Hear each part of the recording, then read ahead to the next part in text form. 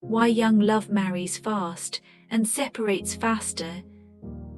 The global heartbeat of modern loves. Close your eyes for a moment. Picture two people, young, maybe early 20s. They meet. Sparks fly fast. Social media lights up with engagement rings, dreamy proposal videos, hashtags like soulmates and happily ever after. Fast forward 5 years. The same social feeds now show quiet announcements, legal documents, or worse, silence. This isn't a rare tragedy. It's a global pattern reshaping families from Seoul to Sao Paulo, from Lagos to Los Angeles. Today we're diving deep into why young couples rush into marriage and rush out of it just as quickly. Not to point fingers, but to uncover truths that can save real hearts. This isn't gossip. It's data-backed cross-cultural wisdom you can use, whether you're 18 or 80, because understanding this isn't optional anymore. It's survival in the age of instant everything. I'm Remo, and for the next hour, we'll move beyond the headlines to give you tools that last longer than the average young marriage. Let's begin. Section 1. The Global Data Tsunami. Numbers don't lie. Let's start with cold, hard facts, because if you think this is just an American problem, the data will shock you. In the United States, the CDC tracks what they call short-duration marriages, unions ending in divorce within 5 years. For couples who marry before age 25, that rate sits at 25–30%. Marry at 20, it jumps to 48%, almost half. But this isn't a US bubble. Look at France. Nearly 1 in 3 first marriages ends in divorce, with the sharpest spike in separations happening within the first 5 years for those under 25. Italy, once a Catholic stronghold where divorce was unthinkable until 1970, saw its under 5-year divorce rate for young newlyweds double between 2010 and 2020. Now let's travel to Tokyo. Japan's overall marriage rate is collapsing, young adults avoiding marriage entirely. But for the brave few who do marry young, often pressured by traditional families, the divorce within 5 years rate for those under 25 hits 22%. That's double the rate of couples marrying after 30. And here's the hidden cost: Japan's Kodoku-riken, lonely divorce. Young adults suddenly single in 200-square-foot apartments, too ashamed to tell neighbors, eating meals alone in the dark. A silent epidemic. Head to Brazil. Driven by evangelical church growth pushing early marriage as holy, under 25 weddings surged 35% in a decade. But Brazil's National Justice Council reports 40% of all divorces involve couples married less than 5 years. In Sao Paulo, divorce lawyers tell me, we see couples who met on apps, married in 6 months and file papers before the honeymoon photos fade. This isn't cultural bias, it's a global signal. A 2023 United Nations analysis of 127 countries confirmed, the younger you marry, the higher your risk of rapid divorce, and this gap is widening everywhere. From Sweden, living apart together trend, to Nigeria's urban flash marriages, the pattern holds. Why? Because beneath cultural differences, young adults face the same modern pressures, and those pressures are accelerating breakups faster than ever before. Section 2. The Digital Accelerant. When love meets the algorithm. Let's talk about the elephant in the room, your phone. It's not just a tool, it's rewiring how young love forms, burns, and collapses. A landmark 2024 Stanford study tracked 1,200 newly engaged couples under 28. Those spending over 90 minutes daily on curated relationship content, think Instagram couples, TikTok day in the life videos, were 3.7 times more likely to divorce within 3 years. Why? Because social media sells a lie. That love should feel like a highlight reel every single day. Take South Korea, a nation with the world's fastest internet and highest smartphone saturation. They call it Sokjian Sokjul Kulhon, flash marriage. Couples meet online, marry in under 6 months, often pressured by parents wanting done weddings. The Korean Institute for Health and Social Affairs found these unions dissolve 50% faster than traditional courtships. Why? One 24-year-old Seoul bride told researchers, "We married because our Instagram comments said we were perfect. Then we moved in and realized we hated each other's cooking smells." This isn't about kids these days. Neuroscience proves it.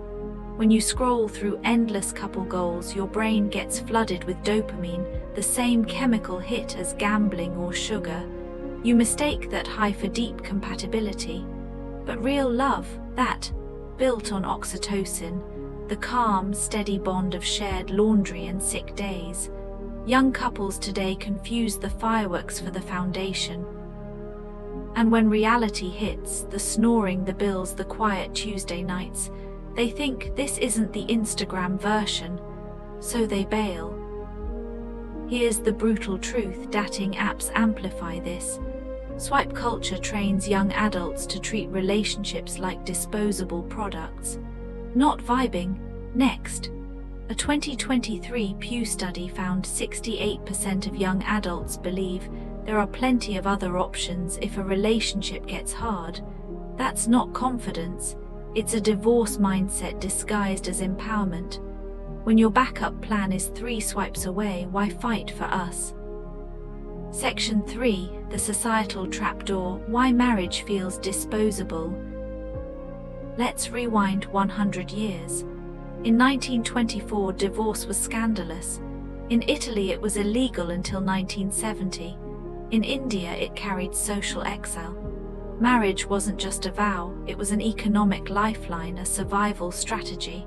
Today, that's vanished. Divorce is now legally accessible without fault in 92% of countries, UN Women 2023, and that's incredibly positive for people trapped in abusive or loveless unions. But for young couples navigating uncertainty, it subtly changes marriage's meaning. Consider this: in 1950, the average US newlywed household income was $3,000, about $38,000 today. Now, young couples face student debt averaging $37,000 per person, rents devouring 40% of income, and job markets that feel like roulette wheels. When your entire world feels unstable, marriage can seem like a life raft. But here, the trap: you're using it to solve loneliness, not build partnership. I spoke with divorce lawyer Sarah Chen in London. She's seen a 35% rise in under 30 clients since 2020. Her words stuck with me. They don't come in crying, they come in shrugging. It just didn't feel right, they say, like returning a sweater. In Berlin, therapist Marcus Vogel calls it the Amazon Prime effect. If it doesn't arrive perfectly in 2 days, you cancel the order. And let's address the elephant no one wants to name: sex. Young adults today have less sex than any generation since the 70s, Kinsey Institute 2024. Why? Anxiety, porn saturation, and the myth that real love equals constant desire. When the spark fades, and it always does after the honeymoon phase, young couples panic. They think this isn't the movies, so they exit. But here, what research proves: sexual desire rebuilds after the initial drop, if you stay. Couples who divorce in year 3 often miss the year 5 resurgence. They confuse a normal dip for a fatal flaw. Section 4, the Missing Toolkit, Why Young Brains Aren't Built for This. Music becomes warm, hopeful strings. Here, what nobody tells young couples: your brain isn't ready. Neuroscience isn't opinion, it's fact. The prefrontal cortex, the part that handles impulse control, long-term planning, and is this fight worth losing my person over, doesn't fully mature until age 25-28. Marrying at 22 means committing before your brain's emotional CEO is fully online. A University of Texas study followed 1,500 couples from engagement. Those marrying before 25 were 47% less likely to use "I feel" statements during fights, the one predictor of divorce, and twice as likely to stonewall or attack character. Why? Because when flooded with emotion, their underdeveloped brains default to fight or flight, not repair. Look at Nigeria. In Lagos, urbanization is clashing with tradition. Families pressure teens to marry young, but University of Ibadan researchers found couples wed before 22 had double the separation rate of those marrying at 26 plus. Why? Zero conflict resolution skills. One 21-year-old bride said, "When he forgot our anniversary, I thought, he doesn't love me. I didn't ask why." In America, it's the same. A CDC study found arguments about mundane things, toilet seats, chores, in-laws, cause 68% of young divorces. Why? Because they never learn to navigate boring conflict. This isn't about intelligence, it's about emotional literacy. Schools teach algebra but not how to say "I'm hurt" without blaming. We hand young adults the keys to a Ferrari, marriage, but never teach them to drive it. No wonder so many crash. Section 5. The path forward: building something that lasts. Music swells with gentle determination. So what's the solution? Not waiting until 40 to marry, not blaming TikTok, it's intentionality, and science gives us a roadmap. The Gottman Institute studied 3,000 couples. Their one predictor of divorce, the 4 horsemen: criticism, contempt, defensiveness, stonewalling. But here, the hope: you can unlearn them. First, slow the spark. Gottman's data shows couples who date at least 18 months before engagement are 39% less likely to divorce. Why? It lets you see each other sick, broke, and stressed, not just on vacation. Second, premarital work isn't optional, it's infrastructure. Penn State proved couples doing evidence-based programs like PrEP cut divorce risk by 30% in year 1. Not love languages, real skills. How to fight about money without screaming. Third, redefine success. Marital satisfaction follows a U-curve. It dips hard in years 2-5, then rises for couples who stay. Stop asking, "Do I feel butterflies?" Start asking, "Can we navigate a flat tire together?" One last story: Maria and Diego in Mexico City, married at 23, divorcing by 26. Then they found a free commune. The rush and the rush: healing the broken heart. Section 6. The physics of a broken heart: why it hurts like a bone fracture. Let's pause here. If you're listening with a heart freshly shattered by a fast marriage, fast divorce, I need you to hear this. Your pain is not weakness, it's biology. When love ends abruptly, your brain doesn't just feel broken, it is broken. UCLA's 2024 fMRI study proved it. Rejection activates the same neural pathways as physical injury. The searing ache in your chest, that's your vagus nerve screaming. The exhaustion. Your cortisol levels spiking to trauma response heights. In Tokyo, they call it Kokoro no Setsuden, heart amputation. A 26-year-old woman named Aiko told me, "After my 8-month marriage ended, I'd clutch my sternum in the train station. Strangers thought I was having a heart attack." She was. Her brain was literally mistaking emotional pain for cardiac rupture. This isn't poetic exaggeration. Heartbreak triggers measurable physiological collapse. Your immune system weakens. Studies show 3x higher cold, flu risk in first 6 months. Your sleep architecture shatters. REM cycles drop 40%, causing dreamlessness. Your prefrontal cortex shrinks. Neuroplasticity scans show 12% grey matter loss in divorcees under 30. But here's the hope science gives us. Just like a bone, a broken heart can heal stronger. The Japanese practice kintsugi, repairing shattered pottery with gold lacquer, making the cracks beautiful. Your healing begins when you stop fighting the fracture and start honoring the gold that will fill it.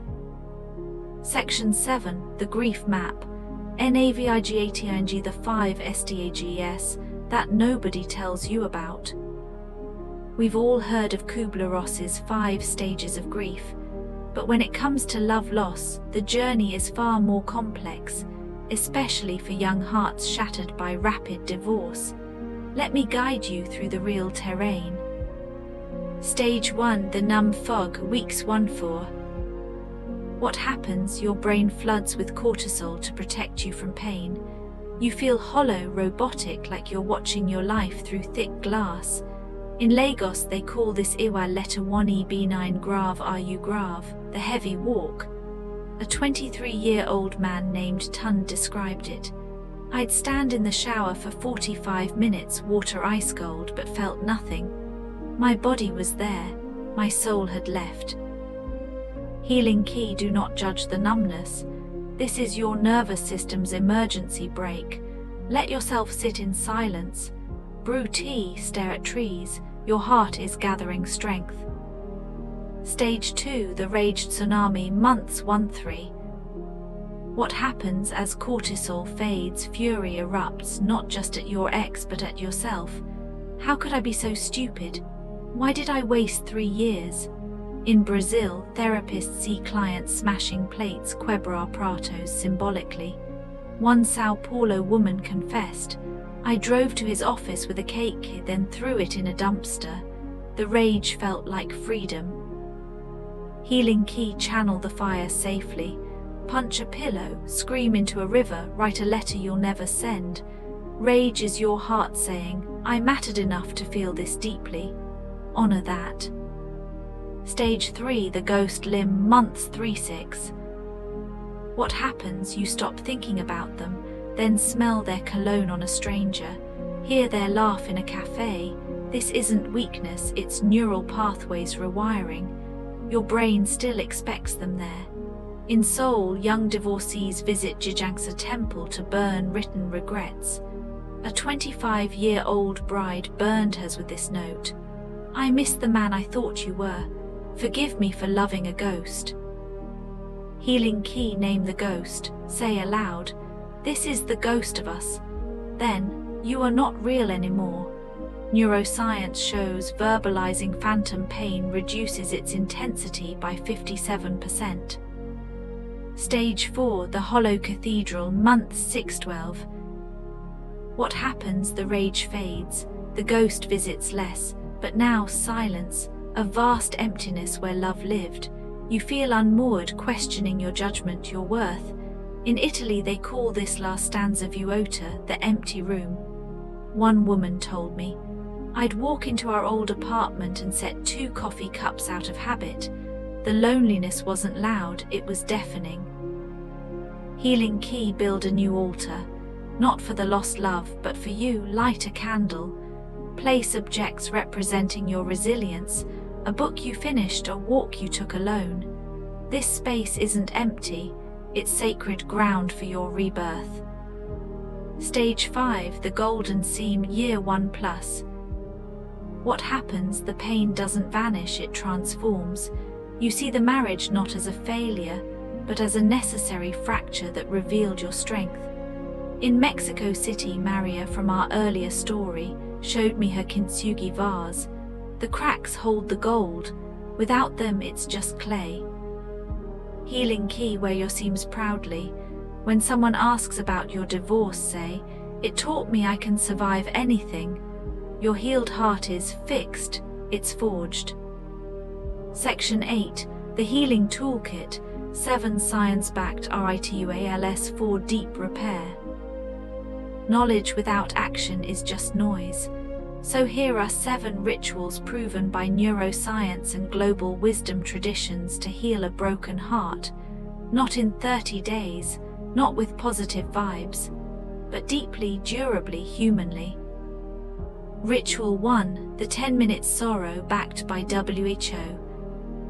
The science, suppressing grief prolongs healing by 200 days, WHO 2023, but constant rumination traps you. The ritual, set a timer for 10 minutes daily. Sit with photos, letters, memories, fully feel the pain. When timer ends, say, "My heart has earned this rest," then walk outside. In Japan they call this Mugen no Toki, imagined time. One woman told me, knowing I had a sorrow appointment made the rest of the day bearable. Ritual 2, the body reclamation, UCLA trauma research. The science, heartbreak lives in your body, hunched shoulders, shallow breath. Your nervous system stays in fight mode.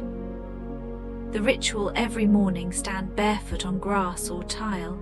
Place hands on heart and belly. Breathe in 4 counts, hold 7, exhale 8. Whisper, "This body loved, this body is still mine." In Nigeria, Yoruba women practice Igrav WAS letter 1 ECD acute, body remembering to reclaim physical safety. After 30 days, cortisol drops 31%.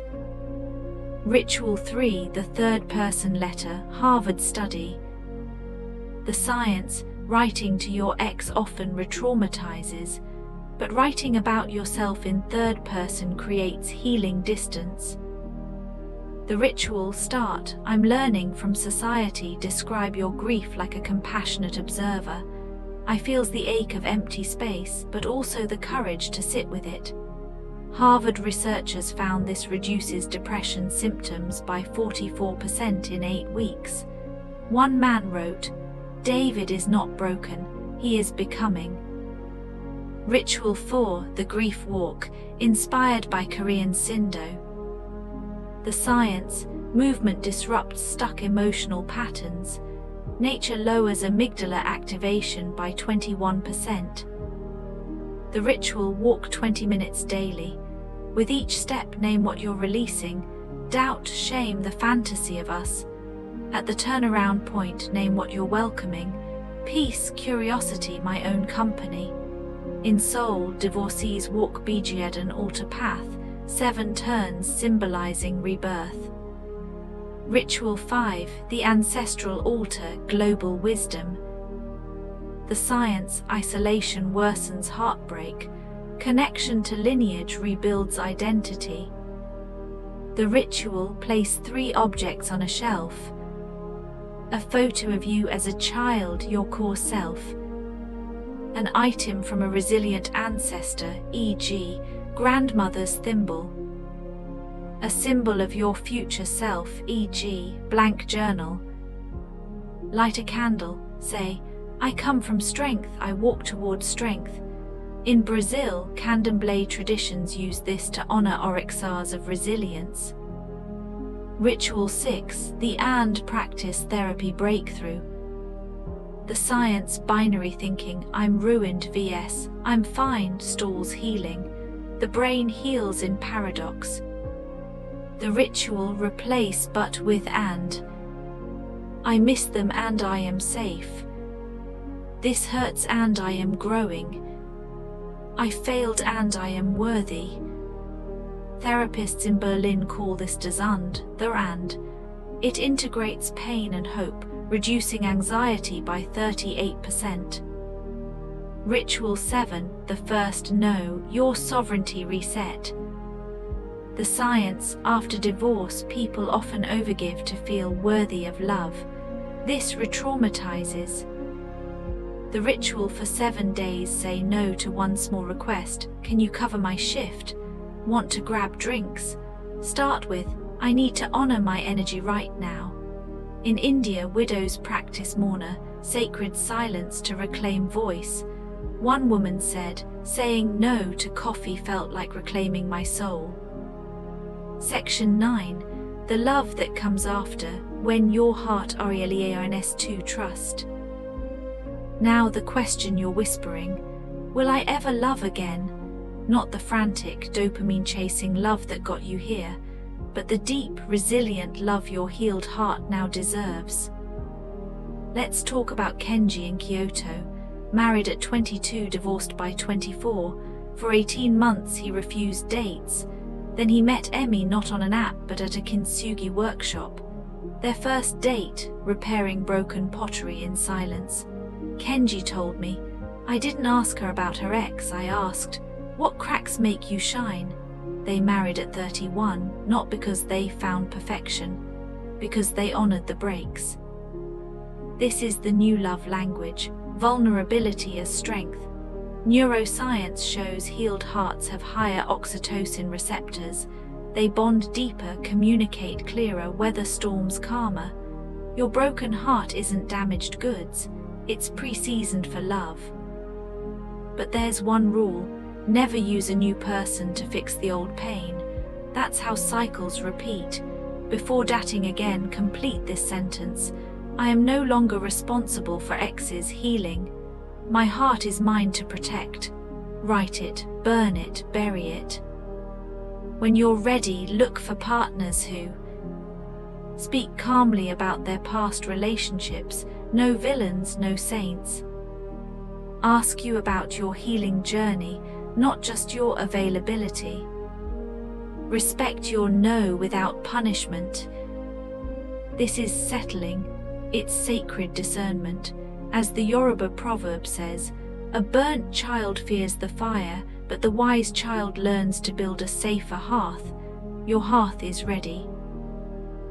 Section 10, Your Healed Heart Manifesto, a lifetime promise to yourself.